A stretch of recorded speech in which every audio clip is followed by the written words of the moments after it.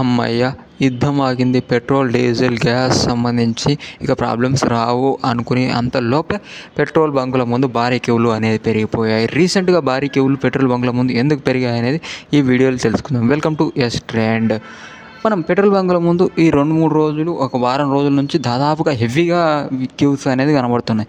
దీనికి రీజన్ ఏంటంటే OPEC group నుంచి యూఏఈ అనేది ఎగ్జిట్ అయిపోయింది. దీనివల్ల ఏమవుతుందంటే అది సపరేట్ సప్లై చేసుకోవాలి కాబట్టి దానికి సంబంధించి అవి కొన్ని కాంప్లికేషన్స్ వల్ల సప్లై తగ్గుతుంది అని కలిసి పెట్రోల్ బంకులు నిల్వలు కొనుక్కోవడానికి ఇబ్బంది కావడం వల్ల ఇవి మనకి కొంచెం ప్రాబ్లం అవ్వడం వల్ల సప్లై కొంచెం తగ్గింది.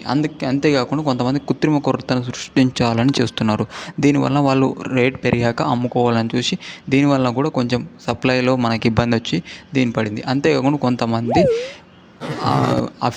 బ్లాక్గా అమ్మడానికి ప్రయత్నిస్తున్నారు. ఇటువంటి వాటిని దూరంగా ఉన్నాయి. Thank you for watching. Subscribe 3 videos.